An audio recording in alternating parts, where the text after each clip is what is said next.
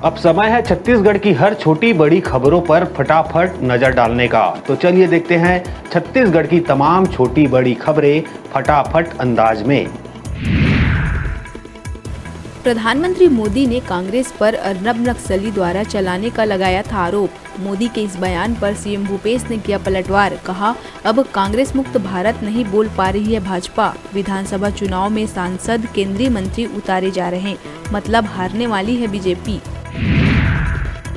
भाजपा की परिवर्तन यात्रा में शामिल होने भोजपुरी एक्टर और सांसद मनोज तिवारी पहुंचे रायपुर। भाजपा नेताओं ने एयरपोर्ट में बाजे गाजे के साथ किया स्वागत। इस दौरान मनोज तिवारी ने कांग्रेस सरकार पर जमकर साधा निशाना। कहा, छत्तीसगढ़ में भ्रष्टाचार है प्रशासन। सांसद मनोज तिवारी के 75 सीट वाले बयान पर कांग्रेस संचार प्रमुख सुशील आनंद शुक्ला ने किया पलटवार। उन्होंने कहा कि हम अपने काम से ही लाएंगे 75 सीट। सरकार ने लोगों को भरोसा रखने का जताया है विश्वास। कांग्रेस ने अपने सभी वादे किए हैं पूरे। धरसींवा विधानसभा क्षेत्र में भाजपा की आम सभा में उमड़ा जन सैलाब।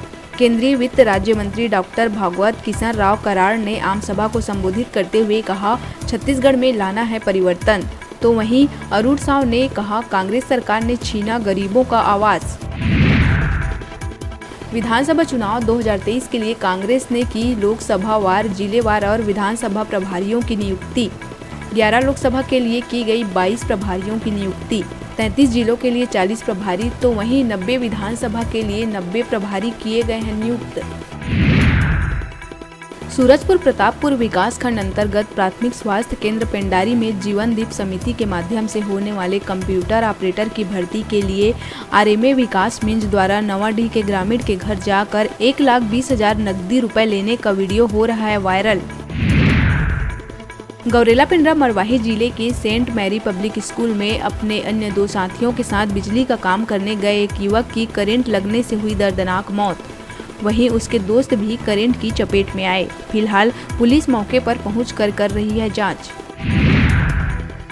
जांजगीर चांपा में कलयुगी बेटे ने पिता पर ईंट से किया जानलेवा हमला। आरोपी पुत्र को पुलिस ने कर लिया है गिरफ्तार। आरोपी शंकर सारथी ने तैस में आकर अपने पिता पर किया था प्राणघातक हमला। सीएम भूपेश बघेल ने सोशल मीडिया पर एक वीडियो शेयर कर प्रधानमंत्री नरेंद्र मोदी और गौतम अडानी के एनिमेटेड किरदार को एक दूसरे के साथ डांस करते किया है जारी। जवाब में बीजेपी ने भी ईडी सॉन्ग किया है जारी। प्रदेश में ईडी छापे के बाद भाजपा कार्यकर्ताओं ने कांग्रेस नेताओं के मुखौटे पहनकर उन पर कसा है तंज। छत्तीसगढ़ विधानसभा चुनाव को लेकर केंद्रीय नेताओं के छत्तीसगढ़ आने का सिलसिला लगातार है जारी। केंद्रीय गृह मंत्री अमित शाह फिर 28 सितंबर को आ रहे हैं छत्तीसगढ़। शाह रायपुर भाजपा कार्यालय में विधानसभा चुनाव को लेकर लेंगे बैठक। प्रत्याशियों के नामों पर भी की जाएगी चर्चा। रायपुर एयरपोर्ट में टैक्सी कंपनी के युवतियों ने की गुंडागर्दी, जिसका वीडियो तेजी से हो रहा है वायरल, जिस पर संज्ञान लेते पुलिस ने दर्ज कर ली है एफआईआर। वायरल वीडियो में टैक्सी कंपनी की युवतियां मारपीट करते आ रही है नजर। फिलहाल एयरपोर्ट अथॉरिटी द्वारा इस मामले में नहीं आया है कोई बयान।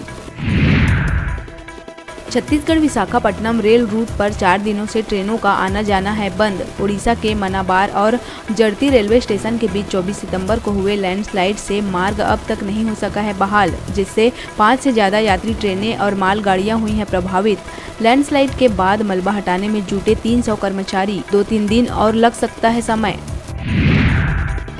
दुर्ग पुलिस ने चाकूबाजी करने वाले 53 से अधिक बदमाशों को गिरफ्तार कर निकाला इनका जुलूस। इनमें से अधिकांश आरोपी पहले से ही चाकूबाजी की घटना को दे चुके थे अंजाम और कई फरार थे। इनमें कुछ जेल से वापस आकर छुपते फिर रहे थे।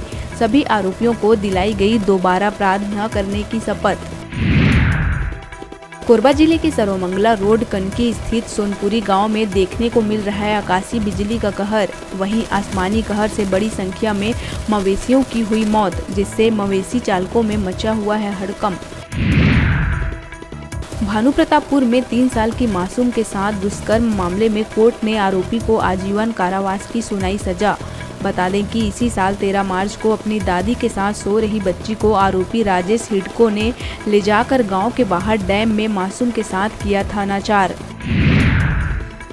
सारंगगढ़ में गणेश विसर्जन के दौरान युवक की तालाब में डूबने से हुई मौत। बताया जा रहा है कि युवक नारियल को लाने के लिए गहरे पानी में चला गया, जहां उसकी डूबने से गई जान। मृतक युवक प्रतापगंज का है निवासी। फिलहाल पुलिस मामले की कर रही है जांच। अभी वक्त हो चला है छोटे से ब्रेक लेने का, तो देखते रहिए न्यूज़ 36 छत्तीसगढ़ की आवाज।